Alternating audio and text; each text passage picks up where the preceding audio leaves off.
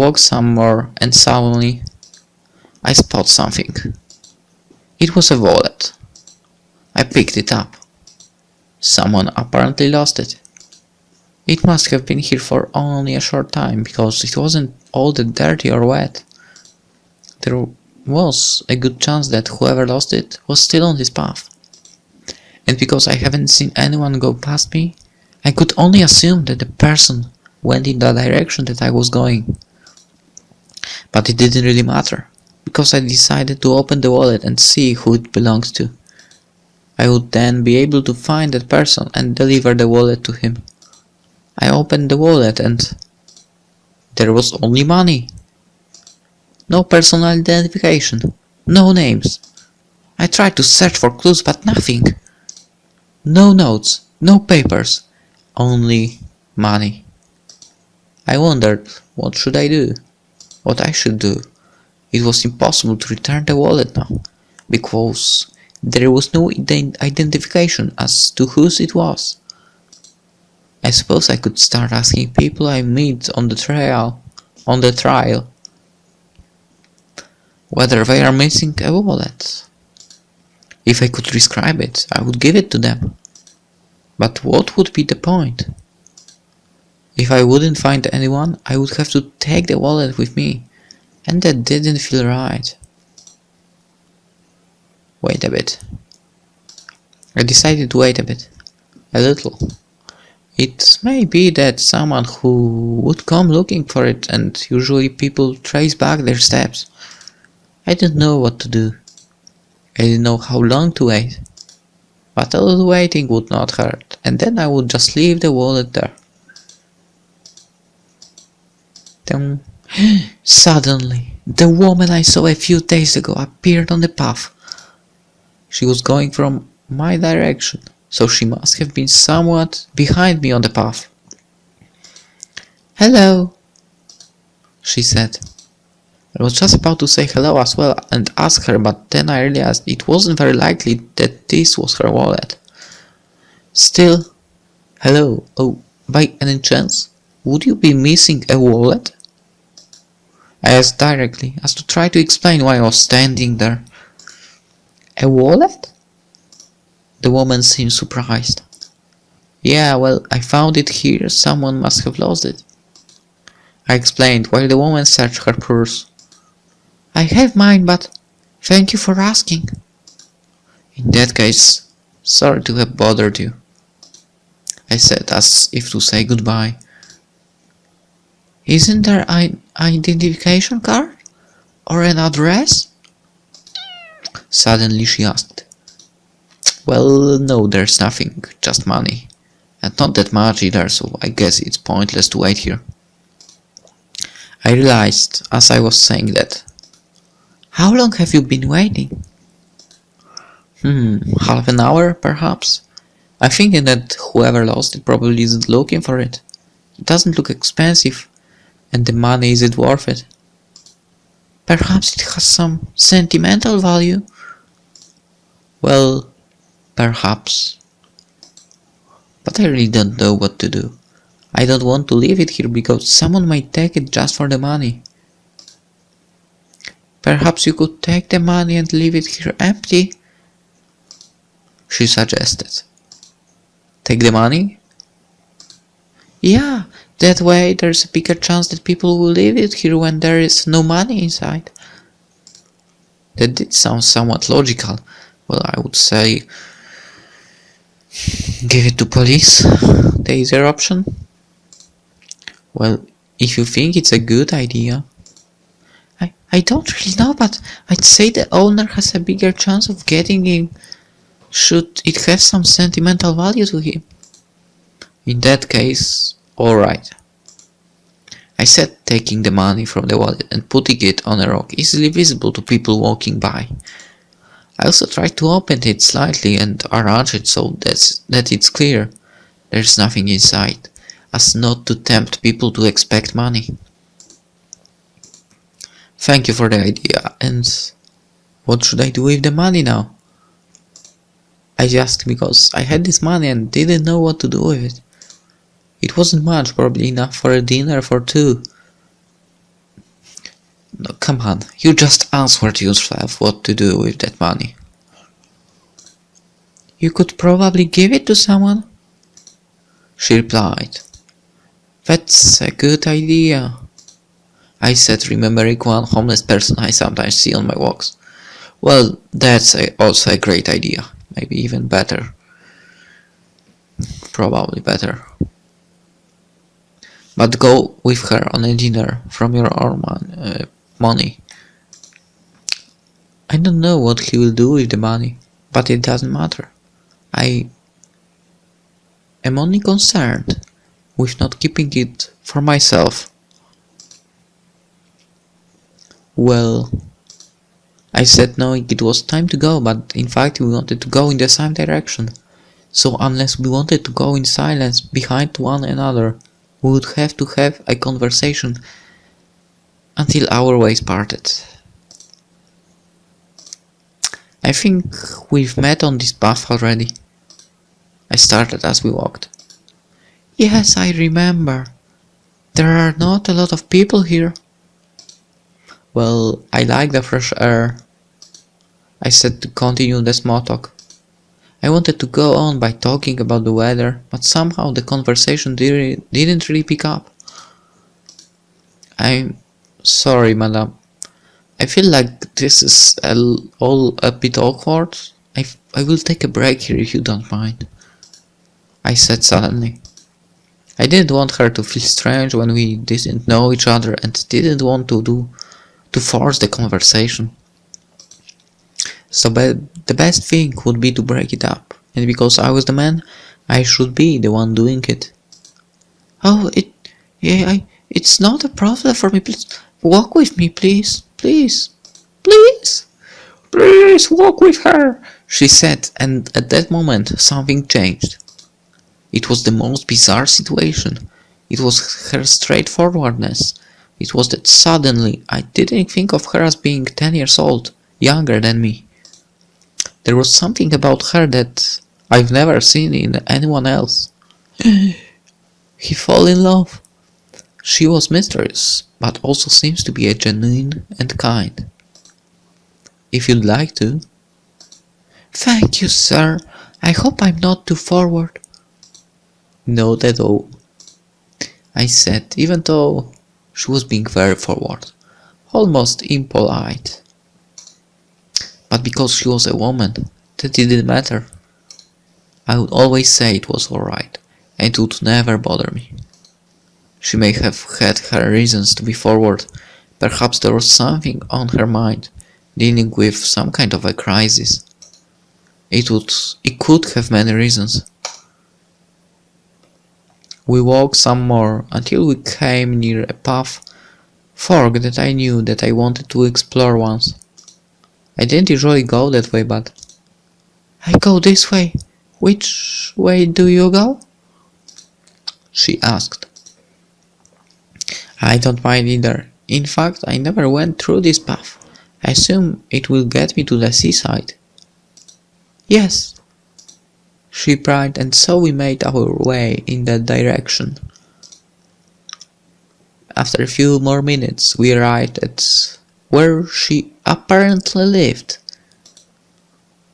This is me here, she said. Huh?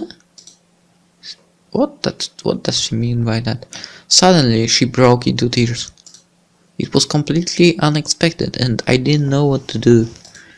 I'm sorry, She tried to apologize, but the tears kept coming to her eyes. I will leave you alone, madame, I said so I could politely go away. What is wrong with you, man? At the same time, though, I somehow wanted to know whether I could help, but I didn't know whether it was appropriate to ask. Offer to help. I'm sorry to bother you, but if there's anything I can do to help. I tried to make a last offer to help. I didn't expect her to take me up on it, because her problem was obviously complicated, and I was a stranger she barely knew. She didn't know what options I had, what areas I could be useful in. So more than anything, I asked just to be polite, although I wouldn't turn down her request if she had one. No, I don't think so. I was just about to say goodbye when she continued. I have to sell the house, along with the land and everything on it. So I don't think there is a way, she said, looking at me. I am so sorry. That's terrible. No, it's quite alright. It was a long time coming. I couldn't work out anything with the bank, so... Will you be alright? I asked, realizing that she didn't really want me to help. She probably only wanted to tell it to someone. Her trust was so sudden, it made me think she had very few people, if any, in her life, who she could talk to. Yeah, I will probably have to move. I don't even know what I will do. Will you be able to pay off the debt that way? They say I will be. The estimates are favorable, but I will be left with almost nothing. Well, at least you will be debt-free. I will, but this house and the land, She cried again. It was obvious that this was family house in which she most probably spent her childhood, and parting with it was very difficult. I stood there, not knowing what to say, because I knew she understood the situation and was content with it. I am so sorry. Thank you for bearing with me. It was rude of me to just use you like this. That's quite alright, madame. Emma, please. Emma Worthington. Pleased to meet you, Emma. I am Mortimer. Mortimer Anderson. I'm not sure if I would trust someone with the name Mortimer. Maybe. Well, Mortimer was not his choice, but his parent. But we know him, and he's kinda crazy in mind. But he's not something bad. Okay, Mortimer, I trust you. You better not do anything stupid. And with that, I politely shook her hand. I didn't know what else to do but smile. The air was crisp, and the drizzle just started once again. Hey, may I offer you a cup of tea? Emma suddenly said, noticing her the rain. Oh, I would actually love a cup of tea now. But I don't have the energy to move to the kitchen. I wouldn't want to inconvenience you. I said that because I didn't feel it was appropriate for such an old man to have tea with someone like Emma. No, it's not a bother, please. It's going to be sold in a few days, so it doesn't really matter. It's one of the last chances I will get to use the stove. She said, although it wasn't very logical, because she could use the stove even when making tea for herself. Oh my goodness, Mortimer, that's not what she meant.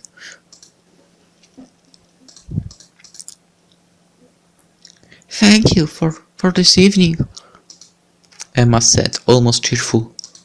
We spent about an hour in the house, talking over the tea.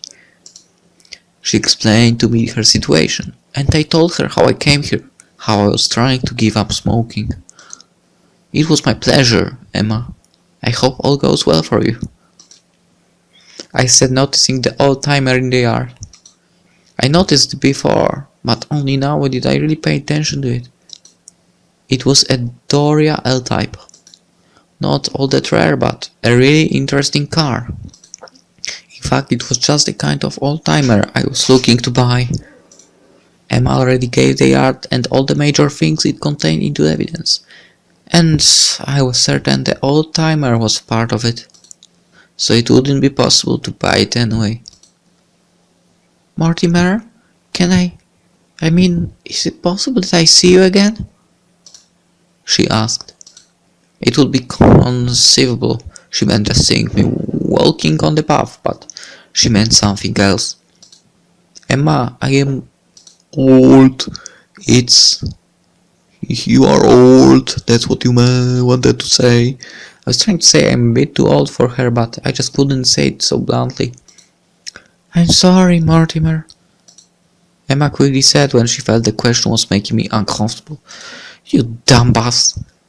Thank you for everything. Please don't hate me because I asked, she said, with a sincere apology in her eyes. There's nothing I could possibly hate you for, I said, thinking that perhaps she was overly sensitive from the situation she was in. What is wrong with you, man? Mortimer, wake up! Even though I didn't doubt that her interest in me was genuine, I just couldn't take advantage of the situation like that. Thank you, Mortimer. Have a safe trip home. I will, and thank you for the tea, I said, and with that I continued along the path towards the seaside.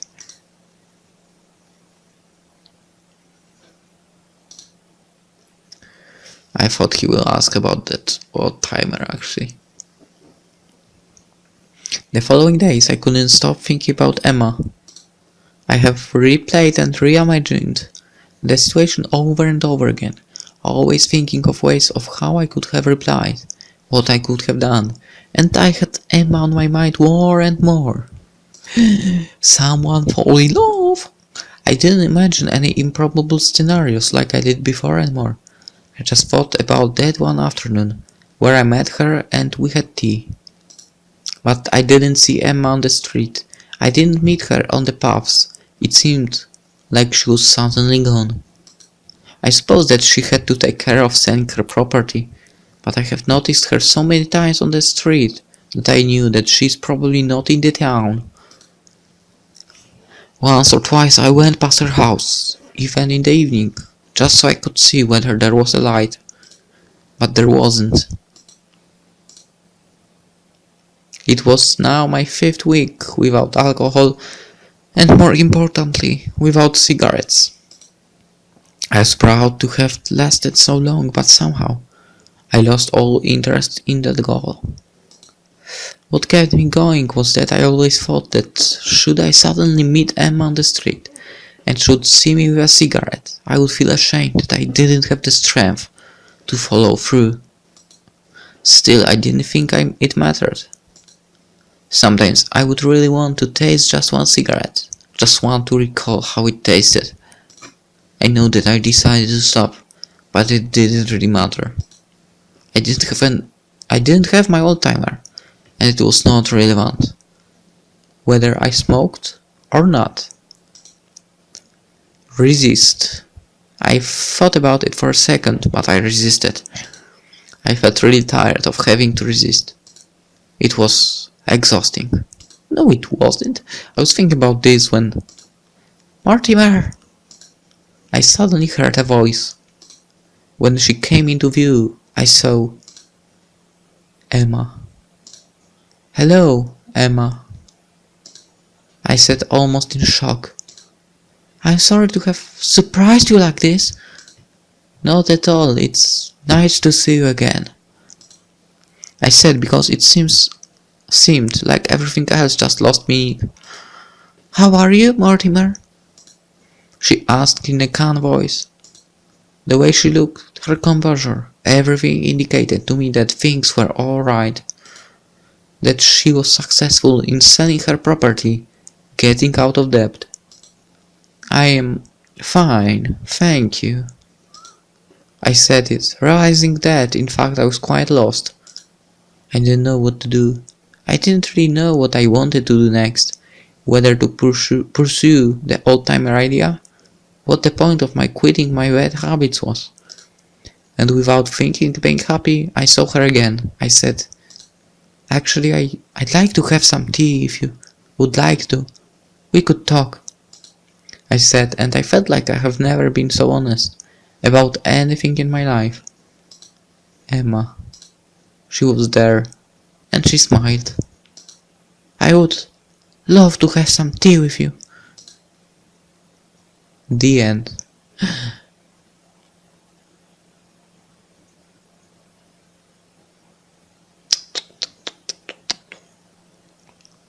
Interesting. So I guess they are a couple now. Hopefully. I really hope for that. Okay, that was Old Timer. Nice story, I guess. Well, I think it was. Hope you enjoy it as well. And it's time to say goodbye for now. See you in the next one. Bye.